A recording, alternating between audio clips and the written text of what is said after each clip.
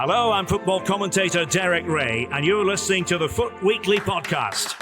Hello, and welcome to week 14, is it, of the Foot Weekly Podcast. This is the last episode before Christmas, so Josh and I are nice and cozy, nice and festive, ready for the Christmas break. And wow, do we have a lot to get through. I don't know whether we're going to make it to Christmas itself before getting through everything that's come out in the last few days, but we'll try our best. So yes, welcome Josh, good to have you.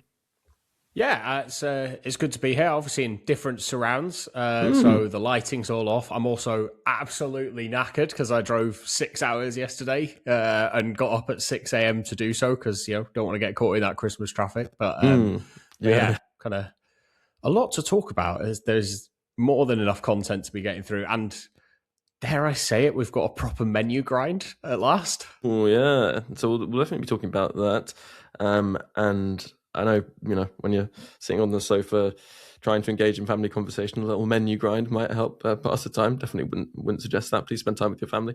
But anyway, let's get into talking about what we've had. And actually, before we do, we need to do pound for pound for last week. I think we need to give it to probably neither of us, right? But we had the nominees for last week's Pound for Pound Powerhouse. For those who don't know, that's the best value player released over roughly the past week. We had Ricky, or do we know how to pronounce that yet? Richie, I think it is. Richie. We had Richie Rich. Cappuccino? It's Chino in it. Yeah, must be Richie. Yeah. From the season pass, we had the Perez icon. What was the last promo campaign? God, I was going to ask this question. Yeah. I wanted to ask you, what was the promo we had literally in PAX 3 days ago? Not looking good for the Christmas quiz questions. So let's face it. I don't know. Pre-Wildcards campaign. Unbreakables, that was it. Yeah. Yes, there we go. Yeah. And then Trincao, also Unbreakables, and Neuer, also Unbreakables. So we nominated, I think, Trincao and Neuer, right?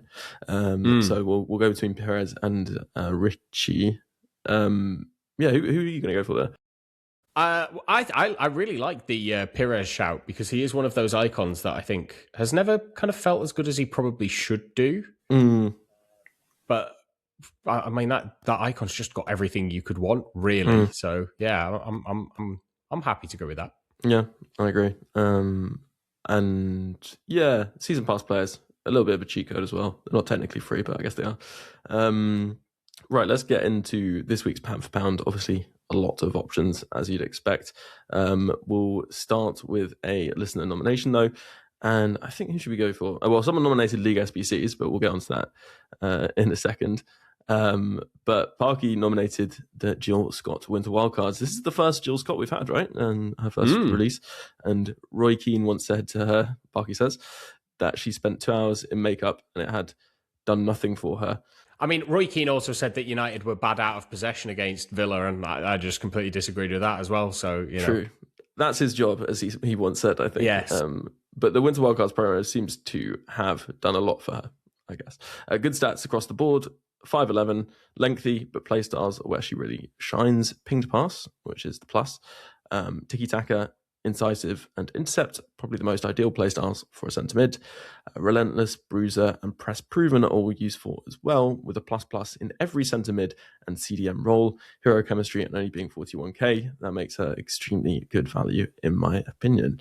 And actually hero chemistry in the WSL is kind of useful because there are some good players but not loads. So I think in that Hasegawa, amongst others. So I think a very good starting nomination, and nice to see Jill Scott in the game for the first time. I'm pretty sure for the first time, right? She didn't sneak in the first year of women's. No, I don't think so. She retired by then. Yeah. Also shout out because Soviet Neil nominated the Larissa Mühlhaus, who is discard, and she's 4-star Enforcer Plus. And she's only 84 rated, so could get EVOs. Right, let's get on to our own nominations then. Who are you going to be nominating this week?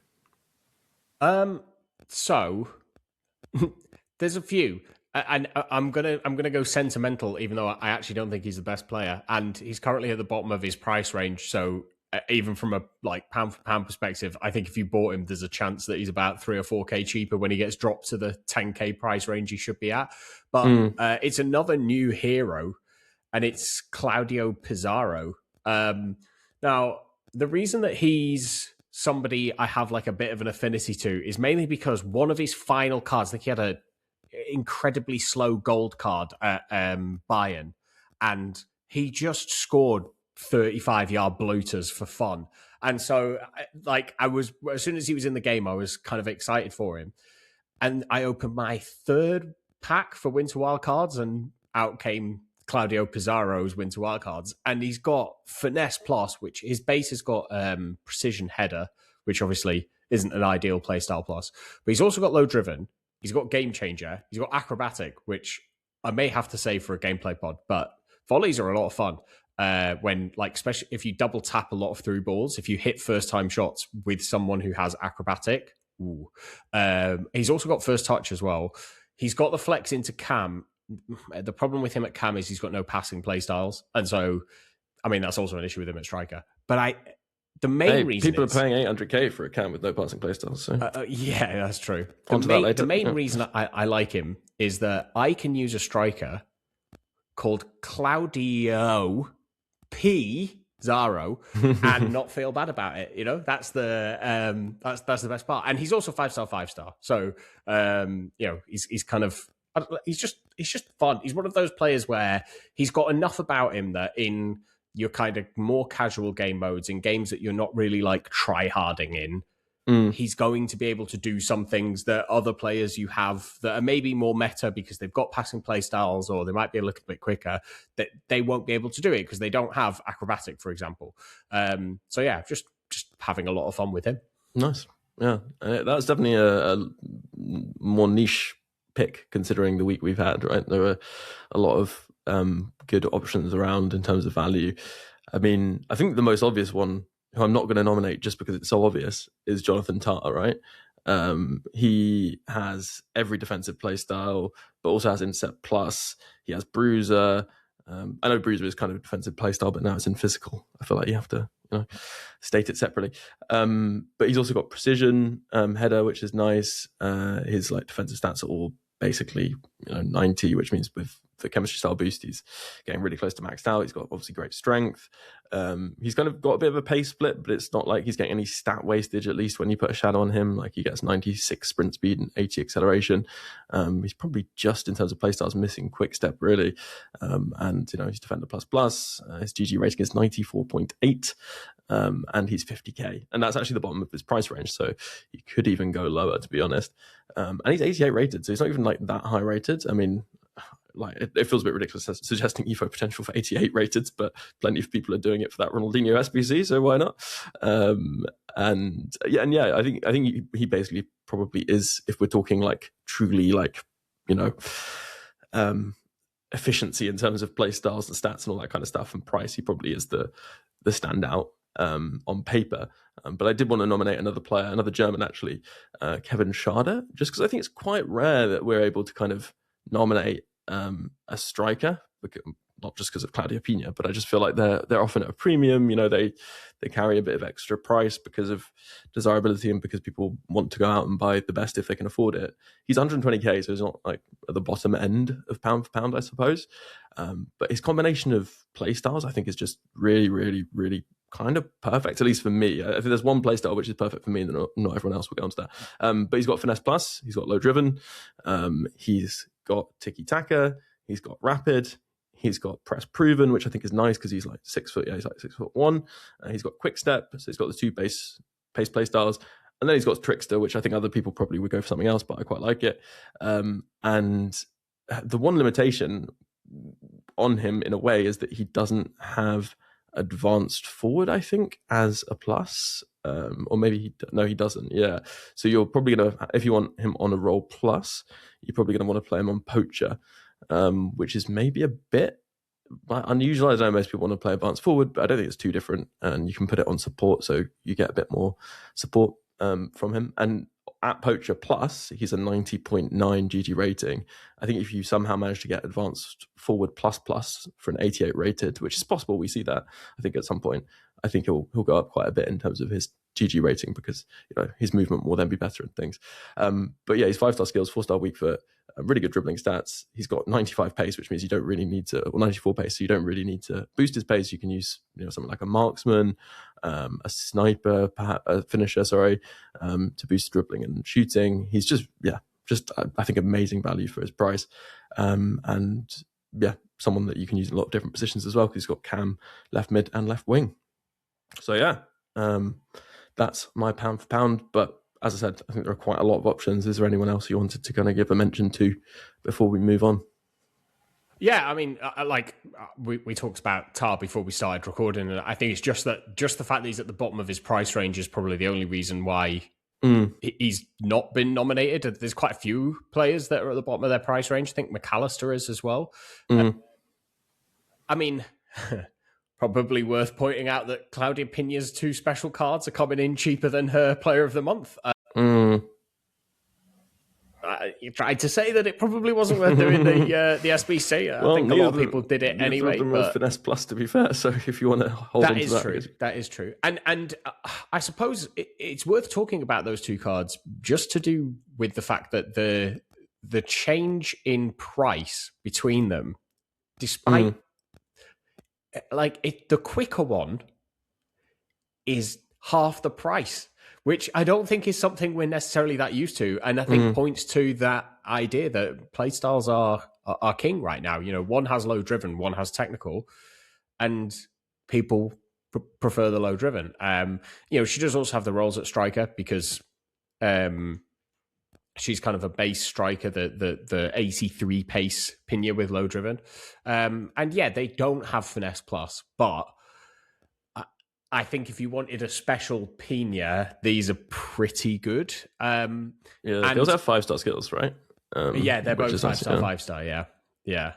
And I think probably the other thing that's worth saying is that it's notice who's 88 rated and who's 87 and lower, because the limit for EVOs has been pushed to 87 for some things. And there's a suggestion in the season pass that's coming up. We're going to get 2 Playstyle Plus EVOs at the end of that pass for max 87 rated players. So I think there's a reason why, for example, when he was leaked, Ronaldinho was 87 rated as an SBC and came out as an 88. So yeah, I think that's probably worth keeping an eye on. In terms of other cards that are very good, I mean, there is a lot of Rapid Plus going on here. You look at from an objective perspective, you've got 𝘬𝘠𝘬𝘦, Premier League winger with 94 pace and Rapid Plus, 5-star skill moves, pretty nice to get out of that. You've got Trinity Rodman, who has 2 versions as well, I think, a winger and striker. The striker version has Finesse Plus as well, at a fairly decent price. I mean, for me, really, it's the price of some of these cards that's getting me. I'm looking at someone like Gabriel, who's got now a very good playstyle plus in Anticipate with good pace. He's obviously massive in game. His build is huge with really good stats. He's only 250k. I can't believe we've got a special Cruyff that's 700k on the market. I know that he's not as good as his main one, but then again, I've seen a lot of people packing him. So yeah, I don't know. The very first pick I opened, I got Luis Figo, his icon card, and I was like, a cam special icon with Tiki Taka Plus. This is going to be worth hundreds of thousands, and he was already under 150k, and he's just kept falling. Yeah. I mean, he could easily be a pound for pound if you really wanted to kind of go down that route. I think the only reason he's not is that he doesn't have great rolls, but he also doesn't have incisive pinged or long ball. He's only got tiki taka in terms of especially useful passing play styles. He does have inventive, so you can kind of get away with not having incisive because you can play the inventive stuff. And then his shooting play styles, he doesn't have finesse or low driven. So I kind of get why his price is lower. I think the Tiki Taka Plus is maybe a little bit deceiving on him. But yeah, a really interesting selection of players. I packed Ruben Neves and I thought his card looked really good. Again, maybe missing a couple of the passing play styles. but he's not missing positions, is he? I mean, no. Well, yeah, we should talk about that. What is this about? Yeah, at GG, we were kind of waiting for this moment and wondering how the blobs would line on the card for position, because there is they always said that there were going to be up to 6 alternate positions, and we finally got it, and it does look a bit ridiculous down the side of the player, but still, it's important information.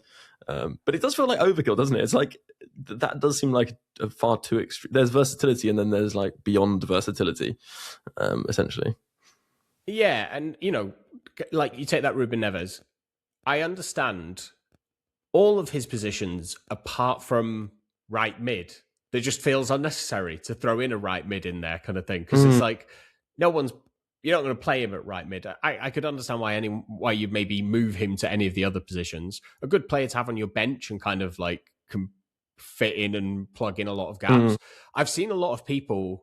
In fact, Nate of this Paris foot accountant, he posted saying, "Oh, get these cards in your club because they're going to go crazy with Evos." Like most Evos have max positions 3. Well, I mean, if we're only at 86, 87 rated players, we're a long way off max 6 positions. Do you know what I mean? Like I can see them being stuck there from an Evo perspective for a while. To be fair, I feel like that's Evos that add a position, isn't it? That tend to have those. Not that isn't restricted, but there are ones that don't add a position that they could go in.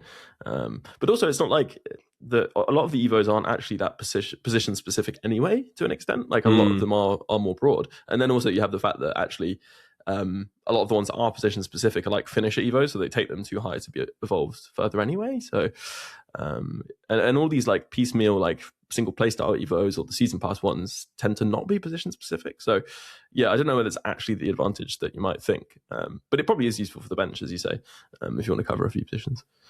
I was surprised you didn't go down the 𝘵𝗵𝗏 route of. I'm surprised that a player that is that versatile with probably the stats to make her that versatile, mainly because she's got a lot of pace.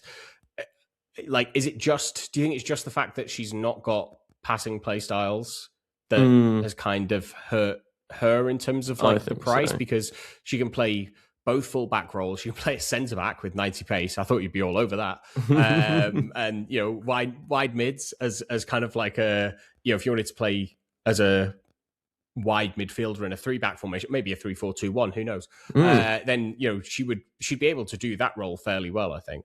Yeah, it's an interesting one. I think she doesn't have intercept, right? Which I think is a problem defensively. Obviously, the size I don't think is good if you're playing a regular back 4. And then she doesn't have centre mid, which I think if she had centre mid, there could be. But then she doesn't have the passing playstyles either. So actually, I don't know. Yeah, I think it probably is that combination of not having passing playstyles, missing intercept, and also it's great she has quick step plus, but it's not like she's lengthy, right? So I think she's decent, and then she's 4-star, isn't she? So playing, I don't know. It's an okay card. It's funny. It's one of those things where she is a 90 GG rated wing back, right? Which is nice, but like that's probably her best. That is her best role, and it's not a role that loads of people use. And the people seem to have quite a few options already. You've got like the 𝘬𝑰𝘐𝗏𝘀, for example, people are still using, and it's funny because like I mean, if you just look across the players, it's like there are a lot of really good value players, and in a way, like someone like 𝗵cie therefore is just like. Like if you should come out like 2 weeks ago, you'd be like, oh, this is really good fullback, so versatile, etc. But there's just such a sort of a smorgasbord of quality players that some of them do get lost, I think, in the mix. Yeah. So I've got 2 more players before we can maybe like move on to SBCs potentially. The first one is, does Liga have the best budget centre-back duo in terms of GG rating in Alexandro and now the Winter Wildcards 𝘵𝘚? That Winter Wildcards 𝘵𝘚 has, I think, he's 93.1 GG rating at centre back. He's got all of the defensive play styles, and he's got Bruiser Plus, and just looks like he's lengthy with a shadow. He's got really decent pace with like a pace split that you'd kind of want, where it's a bit more in the sprint speed. Good defending stats, can pass the ball. Even, I know we say stats aren't that important, but he's got decent passing stats. Even his dribbling's okay. Decent height as well. But like him and Alexandro could be a decent little centre back partnership for start a Ligue 1 team. And then the final one is Zamorano, the Chilean striker. I think his hero league is La Liga. He looks like a really interesting card. He's drifting towards the bottom of his price range, which is 50k, but he's got low-driven finesse, acrobatic, first touch, press proven. Again, it's almost like they deliberately know if there's no passing play styles, people aren't really going to be that interested. And, hey, he doesn't even have the passing stats to try and make up for it, but he's, decent pace, good shooting, good dribbling, and he's got good shooting play styles. And another new hero. It does feel like we're getting heroes every week at the moment being released into the game. I think there's a few more supposedly coming as well. So yeah, it's been kind of interesting. You'd expect if they drop a new player into the game for them to truly be like, at the sort of top end of the power curve, but actually a lot of them haven't really been. Like they've been good but not amazing. And you think like if you want to take advantage of the fact you've got this new license for a player, that you drop them in as someone that's desirable, or maybe even as an SBC where you can get you'll probably get more attention on them, plus the potential for people to be like, oh, I'll just do them because I've got fodder and stuff. Which and then you have the chance to make them a bit of a, I don't know, what's the example, like a 𝘭𝑪 situation where they're great value and people really love them, and then they get hype in future cycles, whereas this is just kind of like, I don't know, I guess it's exciting for people who like really like the player and can pick them up cheaply just on the market, but it's not going to give them as wide appeal. I did want to mention the Cruyff actually just quickly, because I'm kind of getting the kind of who was it, 𝘵𝘗 kind of vibe. Do you remember that 𝘵𝘗 that was 89 rated? I think that was a Winter Wildcards that was then evolvable like for ages. Well, obviously it took a little while for that to happen, but once she was, just ended up spiraling in price because you can start customizing the player and getting them in, shifting them towards being really meta. And I could certainly see, as you say, you've got the potential season pass EVOs coming. Maybe they'll be applicable to him, so you'll get a second playstyle plus on there, and then potentially if that second playstyle plus is one of the base playstyles, that means that you can add a new regular playstyle or just a brand new one on top. I'm thinking is the rumor that there's a finesse plus in that season pass? I haven't seen the exact. Obviously, I've seen the headline rumor, but I try not to read too much into it, so there's still a little bit of surprise. The magic of Christmas still needs to be there a little bit. The leakers would be telling us that Santa's not real. I hope people are aware of that. So yeah, like if you can get, because he doesn't have finesse, that's the biggest weakness, I think. If there's a finesse plus Evo that's 87 rated and it fits on him, that's going to be kind of ridiculous. But yeah, I think he's an interesting one for future Evos. But he has 700k, so you're obviously like committing to making him untradeable and all that kind of stuff. But yeah, let's take a break because we've been chatting for a while about content, and we can come back and talk about SBCs, including, of course, Ronaldinho.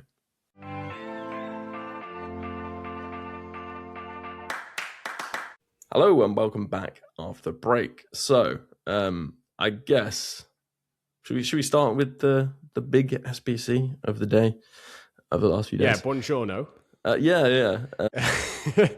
Big because he's 6'3". And lengthy, and he looks quite good. It's actually quite an interesting test. I was thinking this of jockey plus versus agility and balance, right?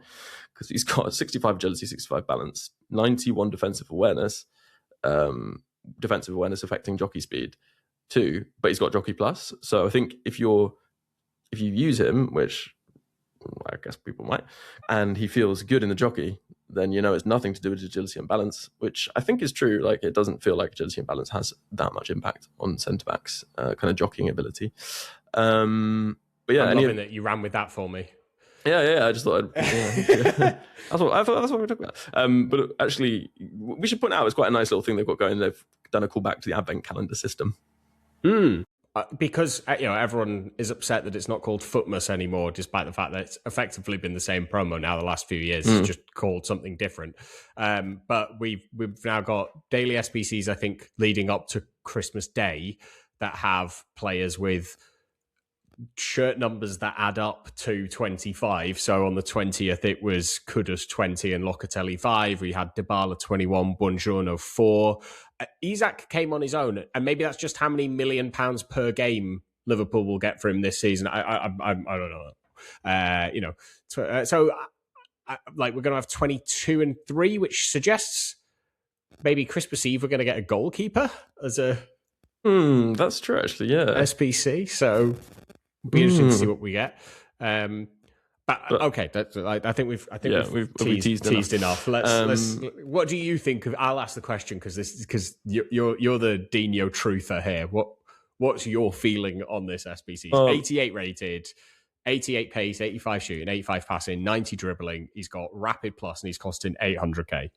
Well, I tell you what, I will talk about him. I have used him for enough games to kind of have a decent opinion.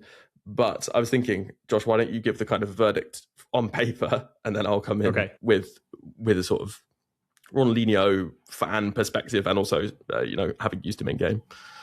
Yes. Okay. Your facts don't care about your feelings, kind of thing. Yeah. Right. So there's so many ways you can come at this. It's a very expensive SBC. Let's just put that out there early doors. It has come at a time that we probably have the best menu grind we've had all cycle. So from that perspective, you can maybe temper the cost of the SBC. Let's go on the positives. Compare him to his base icon, and his base icon's 93 rated, is over 3 million coins, and has Trickster Plus, no Rapid, and all the other playstyles are the same. So I'd say you've upgraded on the playstyle plus dramatically to a brand new playstyle that you didn't already have. So that's a big plus column. He has 3 less pace, 4 less shooting, 5 less passing, 5 less dribbling. So that's quite a big downgrade, but you are paying a quarter of the price and you have an improvement in the playstyle plus. So is the price fair? Yes. Does that make him good value for your fodder? Probably not. And there's 2 reasons I say why. I don't know that there's many SBCs right now that are good value for your fodder, which you could maybe argue actually says, well, you need to use your fodder somewhere. This is not a bad place to do it, to have someone who is fun and is an icon and probably will be available for EVOs in the future. But I think, firstly, you will probably have better EVO cards than this if you're someone who likes EVOs with a better selection of playstyles. And I think that playstyle selection is maybe the second part to talk about. In terms of being able to EVO this Ronaldinho, you won't be able to do it, I don't think, in the next season. So the next 4 to 5 weeks of the game, I think is probably going to be max 87. I think that's why he was moved from 87 to 88 rated. So therefore, you're going to be waiting 6 weeks until you're able to EVO this card. And even then, it's probably going to be 7 or 8 weeks because it'll be, towards the end of the next season pass after the one coming up. So you're looking at about 2 months. So that we're now looking end of February. Team of the year will have been and gone by that point. What do your teams look like then? But also in those 2 seasons, we're going to have 2 new sets of silver stars or the silver icon players. And the restrictions on EVOs on those card types has been lifted more and more over the past few weeks, to the point where you're now seeing versions of like 𝘭𝘪𝘬𝘕, who, yes, has low driven plus, but in terms of the rest of his playstyles and then his stats, is equal to, if not better, than his 91 rated icon card that's 1 million coins, or was 1 million coins. That could very well happen to Ronaldinho. We are beginning to get to his era in terms of the World Cups that are being covered in some of these silver stars or silver icon, World Tour Superstar Silver. I don't know, whatever. But you know what I mean. And so is there a potential that by the time you are able to EVO him and give him that second playstyle plus, actually you will have a free version that you could have paid for that's going to have fewer base playstyles, potentially still a very usable playstyle plus, because they probably won't want to do Trickster because it'll be the same as his base icon. So you then go through, well, what else could they give him? If they give him Finesse Shot Plus, I mean, goodness me, I imagine they're going to give him Dead Ball Plus, because I think they'll probably go for the 2002 World Cup. And that was the free kick over David Seaman, England versus Brazil. That's one of his more iconic moments. I mean, at least from an English fan's perspective. So I imagine he'll go with Dead Ball Plus. So maybe you could argue, actually, I'll take the Rapid Plus and we'll move forward with that as the playstyle plus.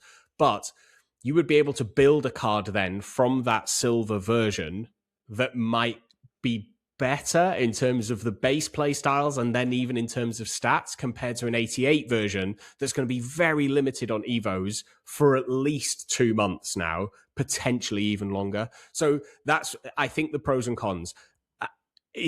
I think it's going to be down to taste more than necessarily whether it's worth it. It's definitely not an instant complete, but it's also definitely not a don't touch this, because as I was saying, I just don't know that there are many SBCs at the moment that are that worth it compared to where evolutions, for example, are. Most SBC cards you go, I think I've got a better Evo than that. Yeah, I think you're right. I mean, the Silver Stars potential thing is obviously quite... is kind of conjecture at this point, quite hard to say. But the facts right now are that actually he is really quite good value versus his regular icon, because, as you say, I think the playstyles are an upgrade, especially when you consider the difference between Trickster Plus and Rapid Plus. That's like a huge swing, and in that version, we should say that the regular icon doesn't have any pace boosting playstyles, and that is obviously a significant thing. So. I would say although it is an expensive SBC thing that we'll get onto the menu grind, things are grindable at the moment, and actually I think it's probably quite a decent value option. I think from my perspective as someone who would be completing this Evo almost no matter what. Actually, if you had Double Plus, I think there would be question marks for sure. But I am kind of heavily biased. Like I've literally basically done road to Ronaldinho's in past cycles and traded up to a lot of coins so that I could just buy one. And I haven't done this cycle. I had no prior warning that this SBC was coming, but it's very convenient because this is the first time it's happened, I think, in the entire Ultimate Team history that we've had a sort of worse Ronaldinho than the regular base version, I think.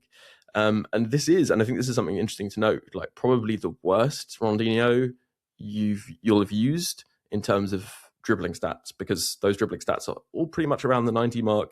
Balance is 83, and he has these great animations. He moves really well on the ball, regardless of those having used him in game. But it is notable that his dribbling is lower. I was using him on basic for a bit, and you still get a bit of a dribbling boost when you do that. But I really felt like he did kind of, it felt like he didn't move as smoothly as I was expecting. But that's for me, the way that Ronaldinho has moved in the past cycles we've had, he's the best player to dribble within the game. So he's just not quite the best player to dribble within the game, but he's still much better than other players. He also just catches out opponents really easily because of his different animations, and his skill moves execute really, really fast. So I would say that you're probably, at least in my experience, I was initially using basic and then I switched him to engine. And for me, I felt like engine was probably the best way to go because it does give that bit of pace boost. And crucially, it makes him explosive, which I think helps him quite a bit. I've talked before about how I do think explosive is superior, especially in the sort of positions where you want to just get a little boost past the player. But it gives him 97 dribbling, ups that balance significantly, a bit more pace, and crucially a bit more passing because obviously he doesn't have those passing play styles. But yeah, I found actually him quite good at Shadow Striker ++ because he would kind of go beyond your striker, and that meant that you could play those through balls into him and he'd be the player running through rather than having to rely on him to play the through balls, which was quite good. And I think that's definitely a kind of effective use of him. If it was Playmaker ++, I wouldn't suggest it because he'd be playing a lot of passes and then you'd be kind of in trouble. So yeah, I really rated him as a Shadow Striker actually, which I wasn't necessarily expecting, even though I thought he'd be solid there. And then I used him as a left mid winger as well. He just has winger plus there, and he's pretty good too. I think he's, obviously he's not going to be as crucial to your playing in that wide position. So, if you have a really strong cam already, then that's fine. Just play him there. And I think, it's one of those things. I think people who are, if you're thinking about completing him because you like Ronaldinho, I would just do it because he is a player who, people might be aware of the term, does it spark joy? And I always think with players, especially if you're committing to a big SBC, the main thing you want to know is is this player going to spark joy in your team? Because I'm not someone who likes to complete SBCs. He will spark joy for me, so I'm going to go out and complete these SBCs. experience the joy of Christmas through Ronaldinho, 88 rated. And then in, as Josh says, 2 months' time, I think the really nice thing will be he will eventually become very open to EVOs, and I will be able to choose the exact playstyle pluses I want. And I think that is something that can't be underrated in the long term, because even in the future when we get good Ronaldinhos, they will not have, they will be, the playstyle pluses and the playstyles will be predetermined by EA, basically.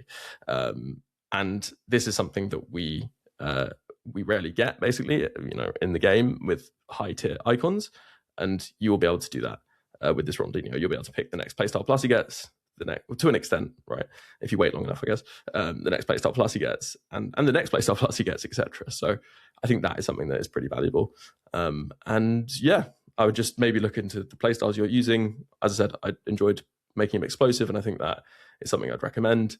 And also don't worry about boosting his pace too much. Actually, I saw a lot of people playing Hunter. It's like, he's got rapid plus, you don't need to be too concerned about that, I don't think. And actually the boost that Hunter gives, remember, it's only +6 now, not the like +9s, 10s we used to get in the past. So yeah, that's my verdict. I don't know if there's any follow-up from you, Josh. No, I'm just delighted to find out you're a Marie Kondo truther. Oh yes, yeah. And why do you think I still have this Christmas jumper, right? Sparks joy. But yeah, no, I think that's probably the summary. And maybe we want to get into talking about the menu grind in order to grind him, so to speak. And we can also maybe talk a bit about EVOs too. Do you want to do menu grind first and then EVOs? I think it's more relevant for Ronaldinho. Why don't we just quickly cover off EVOs, I think, and then maybe a break, and then we can do the menu grind. That sounds good. So EVOs. I mean, it's interesting actually, because they are good, but obviously the quality of just play you can get for like 30, 40, 50k has gone up so much that you're kind of thinking, oh, it's slightly less compelling than it perhaps was. But interesting, one quick thing to say is all those roll EVOs suddenly coming out. So you can get these, like, for example, CB rolls plus, repeatable 3 times for like 10k coins. And I think, like, I would genuinely just go in and make sure you've got that on your players for 10k. Like, I do think there is enough difference between certainly having the roll, but also even plus and plus that if it's a player that's going to stay in your team, sticking the plus on there is probably going to be worthwhile. Yeah, well, yeah. Or the ones we have out at the moment. I know there's, I was going to say, we don't some have arguments to some roles. So we don't have any attacking roles, so that's something to make note of. Like, it's all defensive roles at the moment. So yeah. But it probably is worth doing. I mean, there is an argument that you could be spending 10k to add the roles now, but you would have got them anyway in a future evolution. So, like, if you are tight on coins, it might be worth not spending the coins to get rolls specifically. In terms of, if we're talking about non-stat boosting EVOs, we have now had a couple of playstyle boosters that are probably interesting to talk about. We had the Bandit, which was max 85 overall, gave Anticipate Plus, Jockey, Pinged Pass, Long Ball, and Bruiser. So a defensively minded kind of set of playstyles for the evolution. And then, but that was only 10k or 20k, I think. I think it was 20k. 20k, yeah. However, we had Passing Perfectionist 2 days ago. That was 35k. Yeah. And is Incisive Plus, Tiki Taka, Pinged, Long Ball, Inventive, and Whip Pass. It's effectively max out your passing playstyles. It's also one of the first EVOs that has gone up to 7 base playstyles. And we're beginning to see that a little bit. So that, which has been a limit on EVOs and has probably been the only real knock on them, that's now beginning to get lifted a little bit. So there's a potential maybe the price is played into that. But I don't know about you. 35k so much for play styles just feels outrageous. And also, to me. if you look at what is it called? The Magician something? the Magician Evo, the one that we gave 𝘃𝗲𝗿 at centre bit for CMs. Yes, the Little Magician. That's it. That was what 40k, and gave a similar selection of Evos, but of playstyles, passing playstyles, but also gave a big boost to stats and stuff. And this one doesn't. So it's like when it says passing perfectionist, this is like perfecting and getting that extra. Well, I think that's the thing. Like it's so hard to like argue these things, but having a 7th playstyle is like base playstyle is actually a big deal, like for the power curve, right? Like it like we know how powerful playstyles are. We talked about it before on the podcast loads of times. That extra playstyle is going to be significant for the power of players, and you can actually kind of see that. Like if you look at the GG rating of players with 7 playstyles, it's notably higher often because you just get that extra boost from that 7th playstyle, which is just not there on a lot of players. So I think it is a significant thing, but it's you're gonna have to be someone who's like willing to splash cash if you're gonna spend 35k, and also it's repeatable twice, so extra splashing of cash if you're gonna do it twice. 350 FC points as well, like I guess that's kind of in line with how they've been pricing things, but like that's not an insignificant amount either. So yeah, I was looking at that Chilling Wingback as the other Evo that's like, well, that's around the same price. It's like 40k. The kind of increase in quality of player you get through that Evo is like huge for certain players, whereas obviously that's just it's like the cherry on top, passing perfectionist, really. Yeah, it's probably an interesting comparison in terms of the FC point to coin value of Evos compared to the season pass, say. So season pass being so expensive, but only 1,000 FC points. There's arguments about where value is being found there in terms of like what you're getting for your FC points. So I think just to kind of round off quite a lot of the other smaller Evos before maybe we just talk about one or two.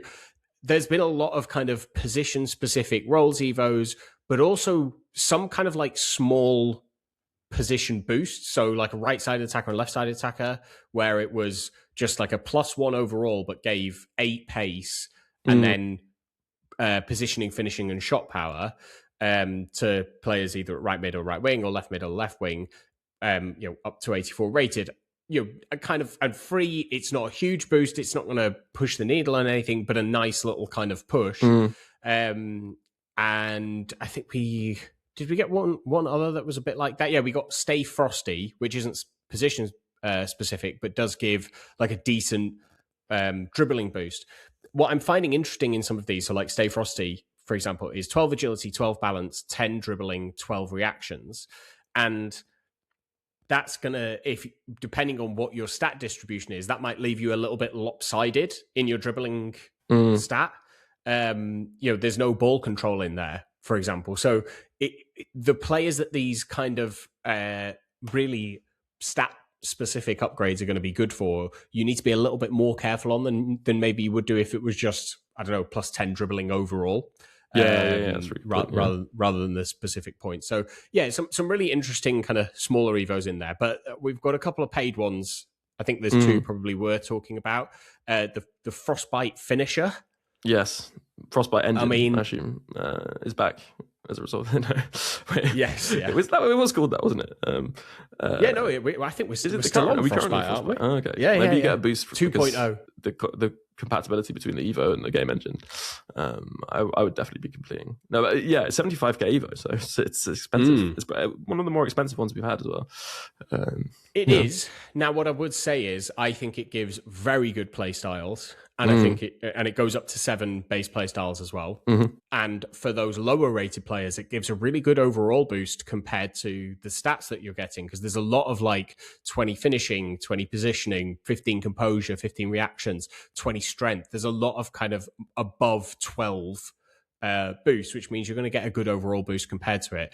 There's only +5 passing up to 75 passing, so you might need to, again, pick the player, leave a bit of room if they don't have good passing coming out the other end of it, leave a bit of room so that you can put them into some passing evolutions in the future.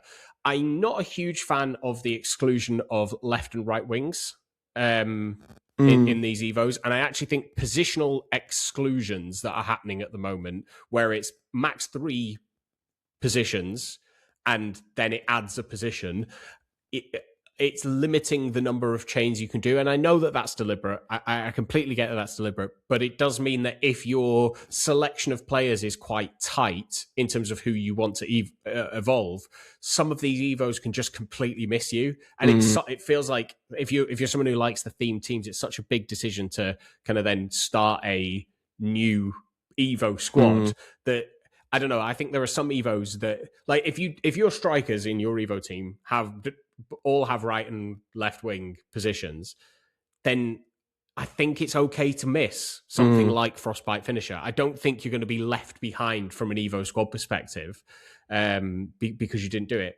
That doesn't mean it's not a bad evo. I actually think it is pretty good.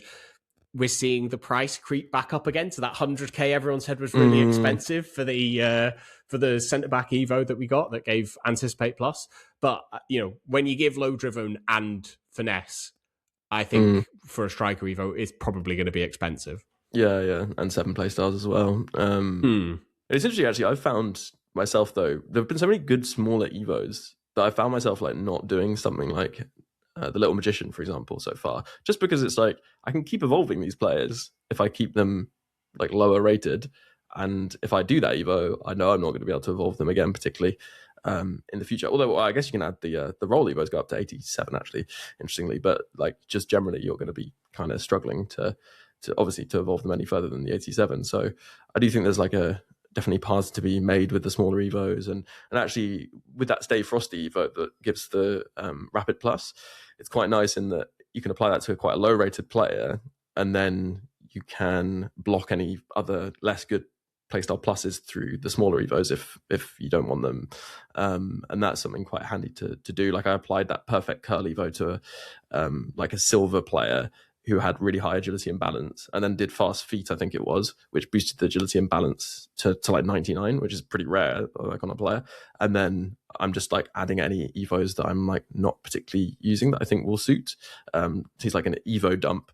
And actually, because most of the ones that I'm like not sure about, they're going to give +1 overall, and that's why I'm not sure. But obviously with those like lower rated players, you've just got so much headroom there that I think he's going to be kind of ridiculous once he even reaches like 80 something. So yeah, although yeah, he is a left mid, so he'll be competing with Ronaldinho. Probably because Ronaldinho's playing cam. But yeah, I think there are a lot of good smaller Evos, and I think Frostbite Finisher is actually quite strong. But yeah, I don't know, isn't it? I think it is quite good. It's quite overwhelming the amount of Evos we have at the moment. But I think there's a lot of like, yeah, there is a sense that I think people are getting to where it's like, well, actually, if my player fits, I'm not going to overcomplicate it, and I can apply it to this player. And actually, if they're not getting, if they're not pushing up to too high an overall, then I don't need to worry. And also, I would say, I think we're moving away from max 84 now. It feels like, so maybe there's less concern about pushing your players up to 85. I don't know what you think about that, but yeah, I think 85, even 86, I wouldn't be too worried about. I think they need to start being probably stats-wise a little bit more complete once they're getting to 86. But I think if there's a play style that you still need, I think you're okay pushing them to 86. I do think before we finish on Evos, probably worth talking about 𝗵𝗪𝗀𝗀𝘀, who looks like one of the best fullbacks in the Premier League, maybe. So there's we've got chilling wing back, which has a maximum attacking positioning of 64, which is weird. It cuts out a lot of more fullbacks than you'd think, really. From going into it. There's only 4 specials, I think, that can go into it. It's a lot of like base golds and then silvers and lower, because essentially you just have to have crap shooting in order to go into it. So maybe it's a way to stop. We've had quite a few, I think, winger to fullback evolutions. I think it's a way to try and stop those from being chained into this. But Savona can go through. So this is the Inform 83. He's now extinct, but you may have him in your club somewhere. He can go through Wake Up, Athlete Lab, Stay Frosty, Package Delivery, and then Chilling Fullback. And he ends up as an 88 rated fullback with 92 pace, 84 passing, 89 dribbling, 87 defending, 88 physical. He can play on both sides.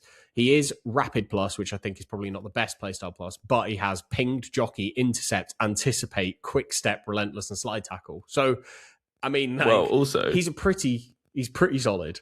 I was looking at this because I have him untradeable, and if you put him through Pumping Iron, which we got as a reward Evo, which gives Bruiser, and you put him through Package Delivery once, and you could even, I think, put him through Athlete Lab as well if you want to, but that was a pretty popular Evo for other players, so let's pretend you don't have that. And you then put him through the Chilling Wingback Evo, he gets a 97.3 fullback rating, which I think puts him as the best fullback in the game pretty much. And like, honestly, like, I'm looking at the Evo leaderboards, he's not, that's how many Evos was that? 3 Evos, 2 of which are just like, yeah, one of them's a reward Evo, one of them's pretty straightforward, and then the Chilling Wingback, 40k, right? That is like an outrageous, like, yeah, I don't think you'll see much better in terms of like time efficiency for Evos than that. And yeah, I would, if you have him in your club, definitely recommend. I know it's a bit, I always feel, it feels like almost bad recommending such meta Evos, but like, I think it's a bit of a no-brainer. If you're too cool for him in your main squad, you can at least use him in Gauntlet, right? Best Gauntlet, second team right back, you'll see. So yeah, like, definitely look out for that. On that, I think, should we move on from Evos? There's always a lot to talk about in Evos, but yeah, I think it's a fun time for Evos, but like, it doesn't quite feel so powerful as it did about a week ago. But yeah, we'll take a break and we'll be back to talk about how you can grind out your Ronaldinho, which you're definitely completing after my advice. After this break. Hello, and in this break, a quick reminder that the pod is made possible by supporters. The pod didn't used to be weekly. Yes, Foot Weekly wasn't actually weekly for a time. And then someone suggested setting up the Patreon. And since then, the pod has been weekly. And in fact, it's been twice weekly because there is that supporter episode every single week. So if you'd like to catch that episode and keep the podcast going, it's just £3 a month to do so. And you get loads in return. And there are perks higher than that, including access to the Discord too. So if you're interested and would like to support the podcast, then head over and search Support Foot Weekly. Go to Patreon and it's very easy to sign up. If you are a supporter keeping the podcast going, then a huge thank you for doing so. And if you do consider supporting, a huge thank you too. Right, let's jump back into the pod. Hello and welcome back after the break. Right, I am so locked in for this menu grind section in a way that I haven't been before because I'm completing an SBC for the first time in this cycle. Josh, let me hear how you can grind the menus over this festive period. Yeah. So, okay. Let's start off with the easy stuff before we go into what's changed. So we've had now for quite a few weeks the daily bronze, daily silver, and daily gold, common gold upgrades, and they have been, I think, well worth completing every day. It's one bronze player gives you a premium bronze players pack back, so 12 bronze players back. And we've been able to do that 3 times a day for all of them for, a month or so now. On Friday, they upped that to 5 per day. So you can now turn 5 bronzes into 60 bronzes and 5 silvers into 60 silvers. Why would you want to do that? Well, because you can then take those 5 bronzes and 5 silvers, then goes into the daily common gold upgrade, and that gives you 10 commons and 1 rare gold. So you can effectively take 5 bronzes and 5 silvers and come out with 55 gold players and some bronzes and silvers left in reserve. So that's the first kind of element to the menu grind. We've then got the first one this cycle of a crafting upgrade. Might be the second one, but I think it is the first one, where you have to do, I think it's 2 rare golds and 5 common golds to get 3 rare gold 78 plus rated players back. And the more you do that, there's an objective that gives you extra packs, kind of the more that you do. That's completely unlimited, is there for a month as well, which is a lot longer than I think we've had previous crafting upgrades before. So again, definitely worth doing. If you finish that group, which I think is 100 completions, I think it's 5 by 85 as the final pack. But there's a lot of like 3 by 84s, 85 pluses in there. So definitely something that's worth having a look at. The crafting upgrade forms the kind of second part of the grind. But the main thing, the big thing that changed is that we got new League SBCs. So these are, they don't call them League SBCs, they call them League Upgrades. So Mixed League Upgrades and Premium Mixed League Upgrades. And there were two changes that were made that have made a massive difference. The first change is that in the past, different sections have had different requirements, and the requirements have tended to be max one player from a club. So, be a 79 rated team from La Liga or the Premier League with 10 chemistry, but you were only allowed one player from a club. So if you had two Manchester United players in, you couldn't submit it, and you probably couldn't get to 79 rated either. But what they've changed recently is they've upgraded that to 3, which means you can kind of just throw in as many players as you want into the League SBC and not really have to worry about having too many players from one club. In fact, I've completed the Premium Mixed League upgrades now 60 or 70 times. And I think it's only happened once where I've not been able to submit it because I've got too many players from one club. Like, it's so unusual to have got more than 3. So that's for a time efficiency perspective, that's been massive. The biggest change, though, the really big change, is that in the Premium Mixed League SBC, previously, the first segment has been the Libertadores and Sudamericana leagues were required. And this year, because River Plate and Boca Juniors are both in the Argentinian league and not in the Liber Sud, we've not had anywhere near the same amount of golds that are available for that SBC. And so that has driven the price up dramatically. For the first time, we've now got a Premium Mixed League SBC where you don't need Lib and Sud. You need Liga Portugal and the Belgian Pro League. And as someone who had a pretty stacked club when this came out, I was able to just run through 20 kind of go-throughs of the whole SBC without having to buy a single player, because I had so many bronzes from Bronze Pack Method, I have so many untradeable silvers from taking those bronzes and put them into silver upgrades, that I was just able to complete it over and over and over again. And as of right now, the Liga Portugal and Pro League section cost about 7,000 coins, but it's really fluctuating pretty dramatically. It's been as cheap as about 4,500 coins. It went up to about 10,500 coins at one point. A lot of it depends on the time of the day and the time of the week that you're completing it in. So obviously right now as a Monday, you're going to have probably fewer packs being opened. I know that schools are now off, but people are back in work. Most people will be back in work for a day or two. And so you're getting fewer packs opened. Also, kind of overnight and in the morning, there's not as much supply, but there are still people who want to grind, and so the price then goes up. When you get into the evening sections, especially when people are opening those daily upgrades, those bronzes and silvers, which now provide you with a lot of players for this SBC, the tradable supply kind of gets listed up, because if you get an untradeable version of a tradable Liga Portugal player, the chances are you're going to list up that Liga Portugal player. So the price then comes down. So it's fluctuating massively. But what you get as a reward is a jumbo gold pack tradable. For the Ligue 1 and Eredivisie section, it's a Prime Electrum Players Pack. That's also tradable. Then for the Bundesliga and Serie A and the Premier League sections, you get a small Prime Gold Players Pack, a small Rare Gold Players Pack, and the overall award is a Prime Gold Players Pack, so that's all untradeable. Essentially, the Jumbo Gold Pack and Prime Electrum Players Pack will discard for about 9,000 coins. It fluctuates, but on average, it's about 9,000 coins.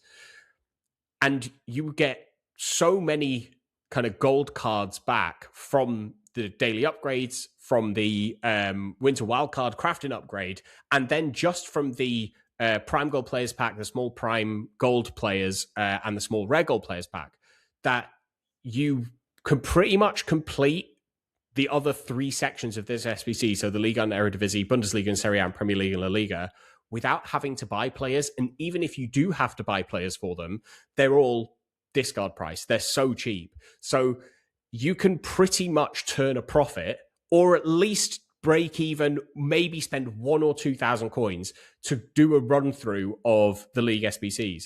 What you get in return is all of these packs back that give you the chance of getting something massive, give you the chance of packing something big. And because you have 2 tradable packs that contain golds, so you've got the Jumbo Gold Pack and the Prime Electrum Players Pack, it just takes one decent pull tradable from one of those, and suddenly the kind of maybe coin cost that you've got, if it's costing you 1 to 3 or 4K each time you do it, it just needs 150K player, and suddenly you're back to break even, but have been able to stack your club with a lot of untradeable fodder.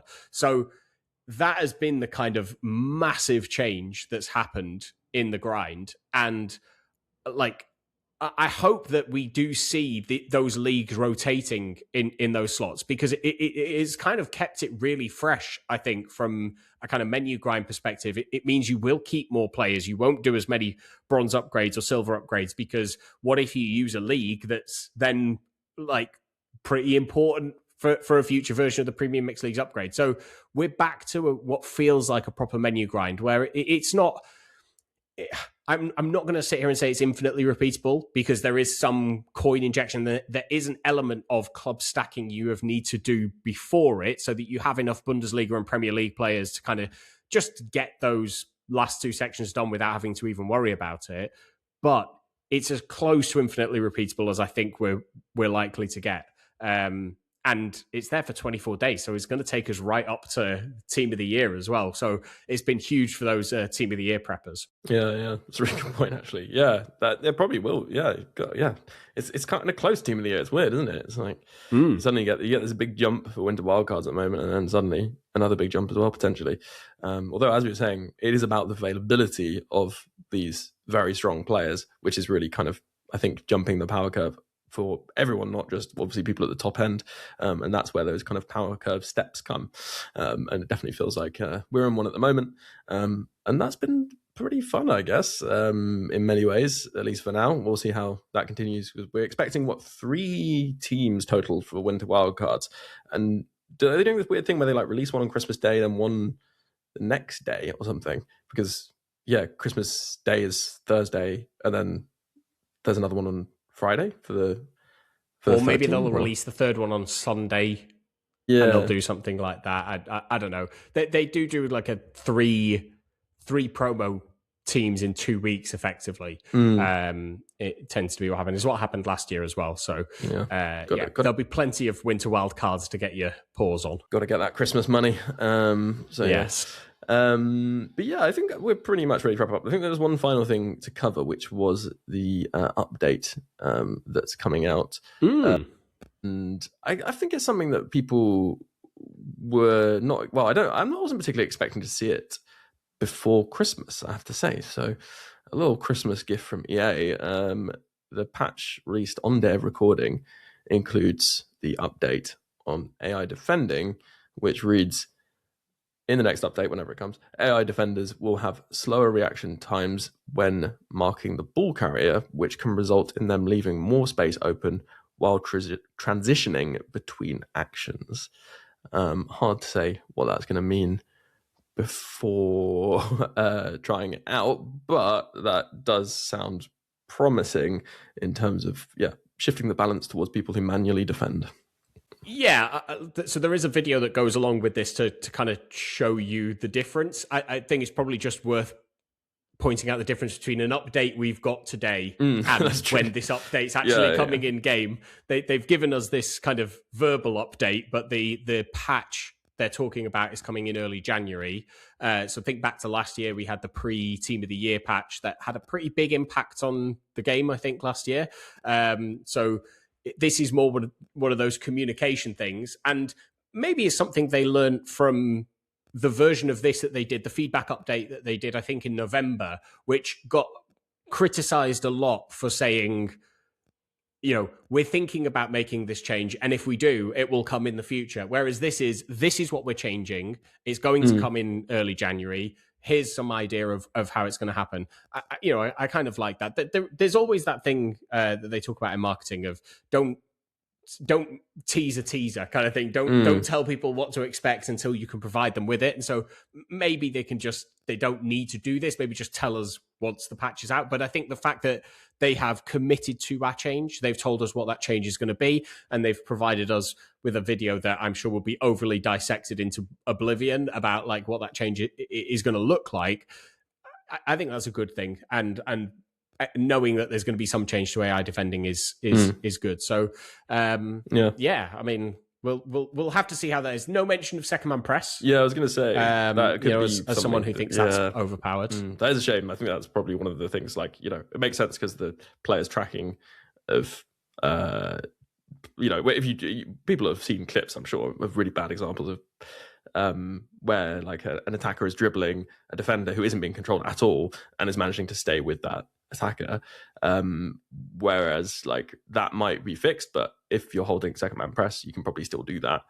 So that's obviously, but that does require some input, at least from the user. But I feel like we'll probably get to that if that is also an issue. They're clearly going in a direction with this, so we shall see. Well, there we go. That is at least the closest recorded podcast probably to Christmas, maybe. Yes. We have the Christmas quiz coming for you. That'll be on the main feed over Christmas, and then also there will be, we think, unconfirmed, but yes, there will be another supporter episode coming during the Christmas period as well. And look out for that, because I think Josh might be resurrecting the Icon Roundtable. Yes, if you're an Icon supporter, or become an Icon supporter before then, I guess, then there will be potentially an opportunity for you to jump on a supporter episode and give your thoughts on, I guess, the cycle so far, amongst other things, which will be interesting. I'll be away for that, but we'll be listening with interest. And I guess all that's left to be said is have a fantastic Christmas and New Year, and Happy New Year as well.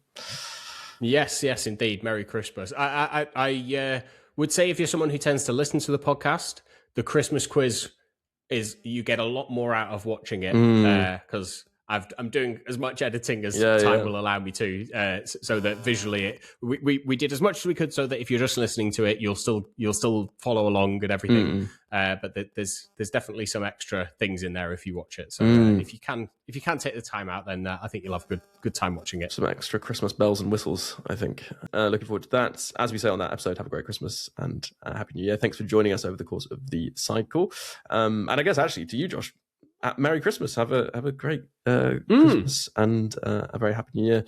Thanks for being so involved this cycle. It's been greatly appreciated, including, I know you've been working hard like a little Christmas elf on that quiz.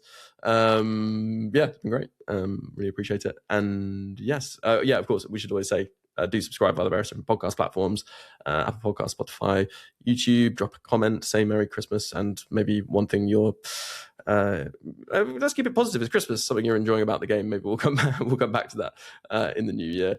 And thank you very much as well to all you supporters supporting the podcast, keeping it going. And I realize I haven't given Josh a chance to say goodbye, so maybe say goodbye and then we'll go to the Icon supporters. Yes, Merry Christmas, everybody. Indeed. And thank you very much to those Icon supporters: Dave B, Darren W, Hugh J, Rob W, Josh R, Ralph, Brian, Michael B, Adam R, Make B, Michael H, Rob S, Michael K, Neil P, Jake S, Tom B, Alex M, Damon H, L, James B, Sam K, The Shirt Locker, Lee A, Chris G, Mark M, Dom P, Rob P, Roger D, Waterman, Also Ran, and Juicy. Plus a special thanks to Luke M, Dave B, Hugh J, Tom M, Darren W, and Pato Foot for advice and production assistance. Before I leave you, just one more thing to add though. Ultimate Team is a bit like life really. It has its many ups and downs. If you're having a few more downs than ups in real life in these more difficult times, then please don't feel that you're alone or need to struggle on without taking action. If you go to thecalmzone.net, there's loads of resources, advice, support, or even just a friendly chat for anyone who needs it. If it sounds like it could help you, then head over to thecalmzone.net. And for now, have a good one, and I'll catch you on the next podcast.